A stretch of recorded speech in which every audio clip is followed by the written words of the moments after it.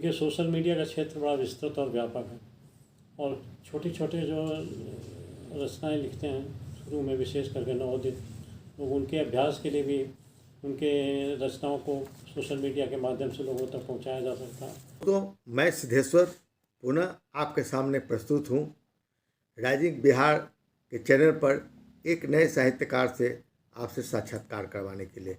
हम पहुँचे हैं नई दिल्ली में एक सुपरिचित साहित्यकार डॉक्टर संजीव कुमार के आवास पर, उनके कार्यालय में।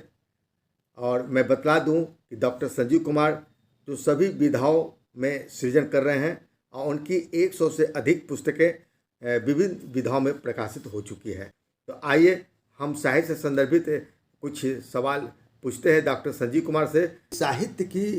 साहित्य में जो राजनीति चल रही है और इसमें बहुत अच्छे अच्छे साहित्यकार साहित्यिक बड़े बड़े पुरस्कारों से वंचित रह जाते हैं, तो आप इस साहित्य पुरस्कार के संबंध में आपके क्या विचार है और क्या आपको कोई ऐसा कोई बड़ा सम्मान पुरस्कार मिला है? देखिए, पुरस्कार आपको उत्साहित तो करता है, लेकिन पुरस्कार आपकी रचनाओं के लिए मिले या न मिले उसकी कोई ज़रूरत नहीं महसूस होती। तुलसीदास ने भी रामचरितमानस की रचना की थी, उन्होंने कहा था स्वांता सुखाय रघुनाथ गाथा तुलसी मत मंजूर मातु। तो आप जो काम करते हैं अपने स्वांता सुखाय के लिए करते हैं, आप पुरस्कार के लिए नहीं लिखते हैं। आप लिखते हैं अपने अभिव्यक्ति के लिए, अपने विचारों के लिए, अपने शौक़ के लिए। तो इसलिए आप ये सोच के चलें कि हमने किताब लिखी तो हमको पुरस्कार मिल जाए, ये आवश्यक नहीं। पुरस्कार मिल जाता है तो बहुत अच्छी बात है। हमें बहुत राजनीति तो देखिए हर क्षेत्र में रहती हैं, और इस प्रकार की भाई भतीजावाद हर जगह रहता है, तो उसके प्रति सोचना बिल्कुल बेकार है। अब रही बात, ये भी बता दूं कि हमारे बीपीए फाउंडेशन, हमारी जो एनजीओ है, और इंडिया नेट बुक्स मिल करके सालाना सम्मान करते हैं साहित्यकारों का। उनका तकरीबन 30 से 40 प्रकार की विधाओं में सम्मान करते हैं। तो इसलिए मैं ये कह सकता हूँ कि ये अपने दृष्टिकोण से मैं कह सकता हूँ कि बहुत सारे फैक्टर्स होते हैं जिनके आधार पर ये निर्णय किया जाता है कि किसको पुरस्कार देना है। और लेकिन सरकारी संस्थाओं में जो पुरस्कार हैं उनके प्रति, उनके पीछे डिफरेंट व्यू पॉइंट होता है, प्राइवेट सेक्टर के डिफरेंट व्यू पॉइंट होता है। जी जी। अच्छा, आपने 100 से अधिक पुस्तकें लिखा है, तो क्या आपको लगता है कि साहित्यिक पुस्तकें आज व्यवसाय का आधार बनकर रह गई है और उसकी पाठक उसके बहुत कम मिल रहे हैं? पुस्तक में क्या संदेश है, क्या उसका आधार है, क्या उसकी कथा है, क्या उसकी भाषा है, क्या उसकी शैली है, इन चीज़ों से पाठक प्रभावित होता है। आपके रचना का पाठक के साथ जुड़ाव पैदा करती है तो पाठक उसे अवश्य पढ़ेगा। और मैं ये मानने को तैयार नहीं हूँ कि पाठक उदासीन हो गया है या पाठक किताबें नहीं पढ़ना चाहता। पाठक अभी भी तैयार है, और मैं कई दृष्टिकोणों से ये चीज़ कह सकता हूँ। मैंने पुस्तक मेले देखे हैं जिसमें पाठकों की बहुत अच्छी तादाद में आमद भी होती है और बिक्री भी होती है। तो लोग चाहते हैं अच्छा साहित्य पढ़ना, लेकिन अच्छा साहित्य उपलब्ध हो उनको, ये आवश्यक है। जी जी, आपने बिल्कुल सही कहा। जब साहित्य बढ़िया होगा तभी पाठक वर्ग उसे पढ़ना पसंद करते हैं। जी जी जी। और आपको लगता है कि कविताएं पुस्तक आज कम पढ़ी जा रही है? नहीं, मैं नहीं समझता। कविता में जो शक्ति है वो गद्य में नहीं है। आज अगर आप याद करें स्वतंत्रता संग्राम के समय को, तो कविता ने ही सारे संग्राम को एक ज्वाला प्रदान की थी। अगर आप ध्यान से देखें तो आपको जैसे मैं आपको कपाल कुंडला की जी जी 4 लाइनें सुनाना चाहूँगा। जी, स्वागत है। जो बहुत महत्वपूर्ण रही और बाद में हमारा राष्ट्रगीत भी बनी। वंदे मातरम वंदे मातरम वंदे मातरम वंदे मातरम सुजलाम सुफलाम मलयज शीतलाम सस्य श्यामलाम मातरम वंदे मातरम। मैं ये कह रहा था कि मैंने कविता में दो प्रकार की कविता की हैं। पहली तो प्रबंध काव्य के रूप में, तो किसी चरित्र या किसी विशेष घटना या किसी विशेष स्थान के बारे में है। दूसरी मुक्तक काव्य।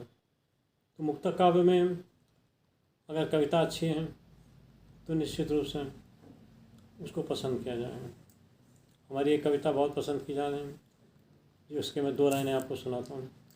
प्यार गर मर जाएगा, प्यार गर मर जाएगा, फिर क्या यहाँ रह जाएगा। प्यासी धरती और सिसकता आसमां रह जाएगा, प्यार गर मर जाएगा। ये एक संदेश देता क्या है बात है, कि प्यार प्यार अगर के मर बिना जाएगा क्या जीवन रह सूखा जाएगा। है, अधूरा है। ऐसे ही लेकिन आपने जो कविता पढ़ाई इसमें तो देखते हैं छंदों का भी बहुत अच्छा समावेश है। लेकिन आज अधिकांश लोग जो छंद मुक्त के नाम पर, निराला के नाम लेकर और बिल्कुल सपाट बयानी कविता लिख रहे हैं, उसके प्रति आप क्या कहना चाहिए? जब मैं देखता हूँ कि ऐसी सपाट बयानी कविता को भी सम्मानित भी किया जा रहा है, प्रसिद्ध किया जा रहा है, लेकिन इसके पाठक वर्ग बहुत कम है। आप इस विषय पे क्या कहना चाहिए? कविता के बारे में कहा है काव्यम रसात्मकम। अगर काव्य में रस नहीं है तो फिर काव्य नहीं है, वो गद्य है। काव्य में रस कैसे आएगा? जब उसकी भाषा में कोमलता होगी, जब उसकी भाषा में गेयता होगी। अगर गेयता का अभाव है तो कविता नहीं कही जा सकती। यद्यपि यथार्थवाद के बाद इस तरीके की धारणा बन गई कि कुछ भी लिख दो कविता है, अगर उसे तोड़ तोड़ करके सेंटेंस लिख दो तो वो भी कविता है। लेकिन भाषा, शैली, गेयता, रसात्मकता, इन सारे गुणों से परिपूर्ण कविता ही कविता कही जा सकती है। तो जब ऐसी बात है तो मैंने देखा है आगे कि जो प्रसिद्ध पुस्तक है, ज्ञानपीठ पुरस्कार मिला कितने नाव में कितनी बार, जिसकी बहुत सारी कविताएं तो माथा में घुसती ही नहीं है और इधर बिल्कुल गद्य जैसी सपाट बयानी में लिखी गई है। वो समीक्षक भले उसको बहुत स्टेट साइज मानता हो, लेकिन आम पाठक उसे बहुत कम है या नहीं के बराबर है। आप इस विषय पर क्या कहना चाहिए? इस विषय में ये कहना चाहूँगा कि गे जी ने बाद में महसूस किया था कि उन्होंने छंदों की परंपरा को तोड़ करके गलती की। तो मैं ये कहना चाहूँगा कि छंद अगर ना भी हो, मुक्त छंद में भी लिखी जाए तो भी उसमें रसात्मकता और गेयता होनी चाहिए। जैसे मैं आपको 2 लाइनें सुनाता हूँ। जी। याद आई वो सारी खुशी, याद आई खुशी की घड़ी, आईना हो गई जिंदगी, वाह, आईना हो गई जिंदगी। क्या बात है। तो अब इसमें गेयता है, रसात्मकता है और भाषा भी सरल है, दुरू नहीं। तो ऐसी दशा में इसका जो रस है वो पाठक को प्राप्त होगा, और जो प्राप्त होगा पाठक को रस, तो निश्चित रूप से जुड़ाव करेगा और कविता भी पढ़ेगा। निश्चित तौर पर इस तरह की कविताएं आने पर ही पाठक जुड़ेंगे। आपने बिल्कुल सही कहा और बहुत ही महत्वपूर्ण बात कहा कि अज्ञेय को बाद में पछतावा हुआ कि वो बिल्कुल सपाट बयानी लिखकर उन्होंने बहुत गलती की। मैं आपको एक छोटा सा उदाहरण देता हूँ के बारे में, जो हमारी प्रारंभिक कविताओं में विशेषकर मिलती है। संध्या के बारे में लिखा है। जी। ताम्रदीप्त श्यामल छवि सुंदर, ताम्रदीप्त श्यामल छवि सुंदर, उतर क्षितिज से आती भूपर, श्यामारुण तन कांति अचंचल, तापस पारिधान शीतबल कल, सौम्य तापसी बाला मुग्धा, शुभकर सुषमा जीवन सुखदा, श्रांत जगत में भरती मधुरिम, स्नेह सुधा सुख कर पावनतम, अलस जगत मुस्काता पल पल देख दिवस अवसान सुकोमल। अब संध्या के बारे में लिखा है, लेकिन इसमें गेयता भी है, रसात्मकता भी है और साथ में कोमल भाषा में। इस कोमल भाषा की तुलना में आप दूसरी जगह चीज़ नहीं पा सकते। बिल्कुल सही कहा आपने कहा डॉक्टर संजीव कुमार जी। तो शायद इसलिए आप ज़्यादा तक आपकी मधुशाला भी प्रकाशित हुई, तो मैं देखा हूँ कि उसमें छंदों का बहुत अच्छा आपने रुबाई में लिखा। जी जी जी जी। और इसलिए यह लगता है, वो पढ़ने से ही लगता है कि आज के मधुशाला जो है वो हरिवंश राय बच्चन जहाँ समाप्त किए थे उसके अगली कड़ी को आपने आरंभ कर बिल्कुल नया रूप में आपने प्रस्तुत किया। आप वो पुस्तक आपकी काफ़ी चर्चा के केंद्र में है, आपको ऐसा महसूस भी होता होगा शायद। जी। ये बताइए कि आप अनुस्वार पत्रिका का जो प्रकाशन कर रहे हैं, इसके पीछे का उद्देश्य क्या है? जहाँ तमाम पत्रिकाएं आज छप रही है, बंद भी हो रही हैं, बहुत सी मुख्यधारा की पत्रिकाएं बंद हो गई हैं, इस बीच भी आप अनुस्वार लगातार प्रकाशित कर रहे हैं, इसके पीछे आपका उद्देश्य क्या है? देखिए, जैसा कि मैंने आपको पहले ही कहा, हमारा उद्देश्य साहित्य की सृष्टि में योगदान देना है। उस योगदान के लिए मेरा कोई व्यावसायिक उद्देश्य नहीं है। अब योगदान के लिए अगर मैं लोगों को अवसर देना चाहूँगा तो दो प्रकार से दे सकता हूँ। जिन्होंने पुस्तकाकार रूप में रचनाएँ की हैं उनकी पुस्तक का प्रकाशन करते हैं, लेकिन जिन्होंने पुस्तकाकार रचनाएँ नहीं की हैं तो उनकी रचनाओं का प्रकाशन का भी तो कोई द्वार होना चाहिए। जी जी बिल्कुल। अनुस्वार हमारे ऐसी स्फुट रचनाओं के लिए कथा, कहानी, कविता, सारे विधाओं पर आपके लिखे हुए को छापने का कोशिश करते हैं। तो ये प्रकाशन उन लोगों के लिए भी उपयोगी सिद्ध होता है जो नवोदित हैं, जिन्होंने भी लिखना शुरू किया है या जिन्होंने स्फुट रचनाएँ लिखी हैं। तो अनुस्वार एक योगदान है। आपका India net book private limited, ये तो आपके नोएडा नई दिल्ली से प्रकाशित हो रही है, इसमें आपके कार्यालय है और मैं सुनने में आया कि यह कार्यालय आपका विदेश में भी इसकी पुस्तकें जी हाँ, प्रकाशित उसका शाखा है। इस संबंध में जब सब उस पर प्रकाश आप डालिए। देखिए, India net books private limited India में है और India net books LLC limited liability company जो अमेरिका में भी है, जिसका प्रधान कार्यालय सैन एंटोनियो टेक्सास में है। हम न केवल भारत के हिंदी साहित्यकारों को अवसर दे रहे हैं बल्कि विदेश के हिंदी साहित्यकारों के रचनाओं का भी प्रकाशन कर रहे हैं। अब तक हमने Australia, United states America, Canada, Britain, Germany, Nigeria, Singapore जैसे कंट्री में रहने वाले जो अपने हिंदी साहित्यकार हैं उनकी पुस्तकें। अब सोशल मीडिया की जब बात की है तो क्या आपको लगता है कि सोशल मीडिया के माध्यम से साहित्य आम जन तक पहले के अपेक्षा अधिक जुड़ाव जुड़ गई है?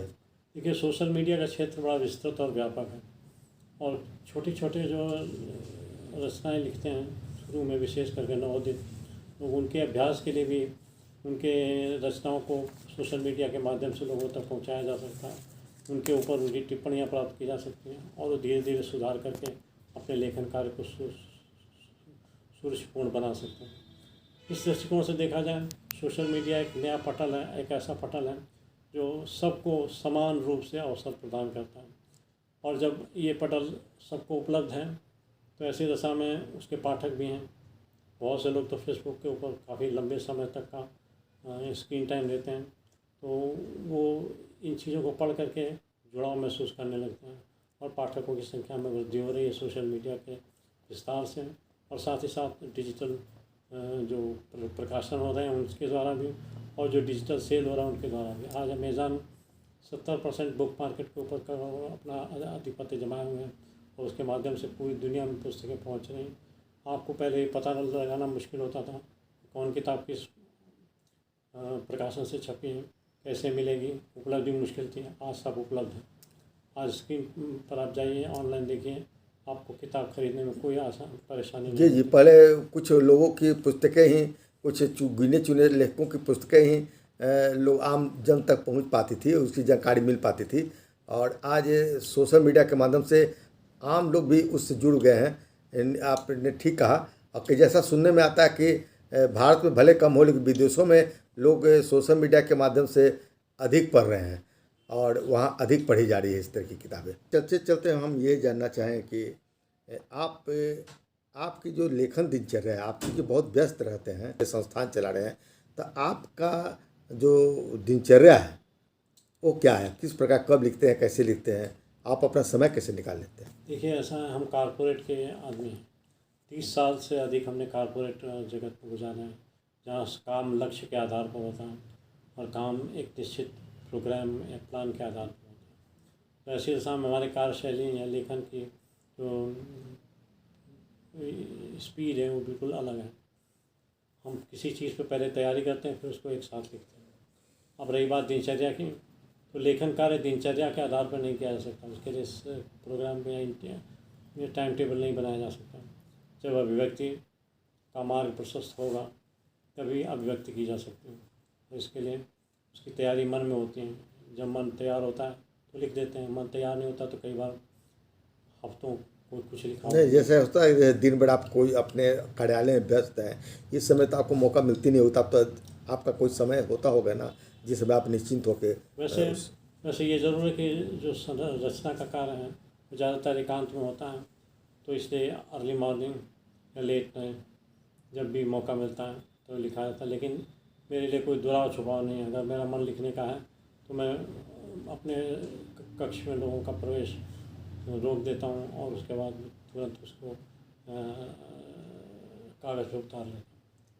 जी। अच्छा, आप तो चूँकि आपके यहाँ तमाम लेखक हैं, बड़े बड़े लेखक से लेकर नए लेखक तक, मैं जानना चाहूँ कि आप अधिकांश जो सक्रिय आज रचनाकार हैं उनमें से आप किसे पसंद करते हैं? कुछ कौन सा लगता है कि साहित्यकार अधिक आज सक्रिय है? सिद्धेश्वर जी, देखिए, हर रचनाकार कर्मी जो है वो अपने अपने विचारधारा के आधार पर, अपनी भाषा और शैली के आधार पर, अपने सरोकारों के आधार पर, अपने सामाजिक परिस्थितियों के आधार पर, देश काल वातावरण से प्रभावित होकर के रचना करता है।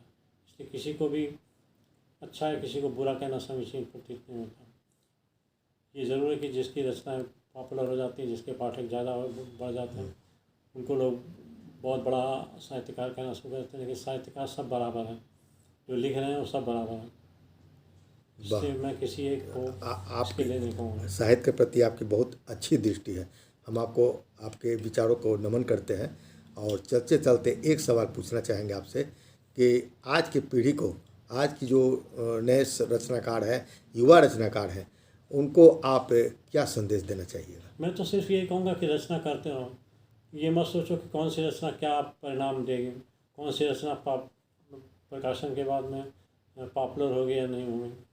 आप अपना रचना काम करते हैं। लेकिन एक चीज़ बहुत ज़रूरी है जो उस पर सबको कहना चाहूँगा कि पढ़ो। अगर पढ़ोगे नहीं तो गढ़ोगे नहीं, और गढ़ोगे नहीं, पढ़ोगे नहीं तो कढ़ोगे नहीं, और कढ़ोगे नहीं तो गढ़ोगे नहीं। अच्छा गढ़ना है तो अच्छा पढ़ना पड़ेगा और अच्छा करना पड़ेगा।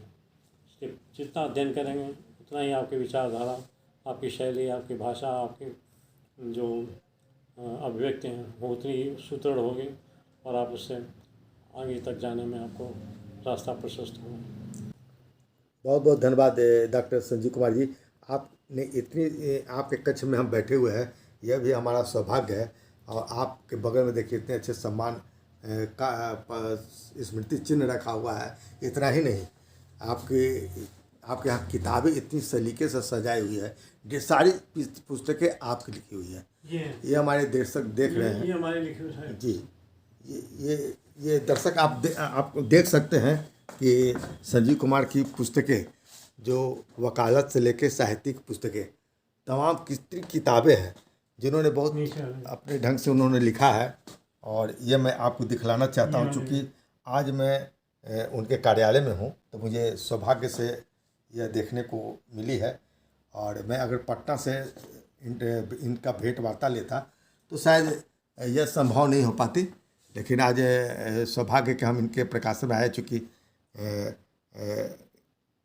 मैंने कहा भी था कि आपके देखिए कितनी अच्छी साहित्यिक पुस्तकें, कितनी ढेर सारी पुस्तकें इनकी भी लिखी हुई है। कई रचनाकारों की भी पुस्तकों का इन्होंने प्रकाशन किया है, जो सलीके से यहाँ आपको मिलेगी।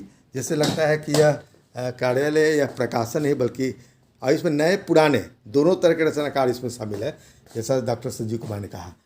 तो मैं और इनको एक नहीं बल्कि इनको कई सम्मान इनको प्राप्त हुए हैं, जो सलीके से इसे प्रकाशन में सजाया हुआ है।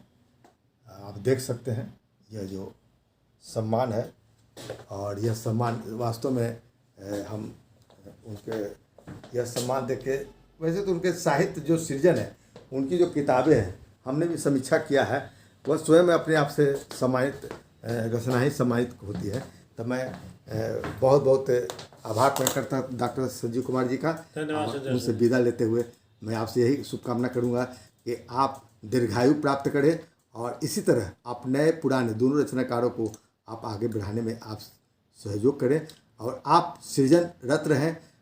आप जितनी आपकी अधिक आयु होगी, हिंदी साहित्य को उतना ही अधिक लाभ प्राप्त होगा। बहुत बहुत धन्यवाद डॉक्टर संजीव कुमार जी।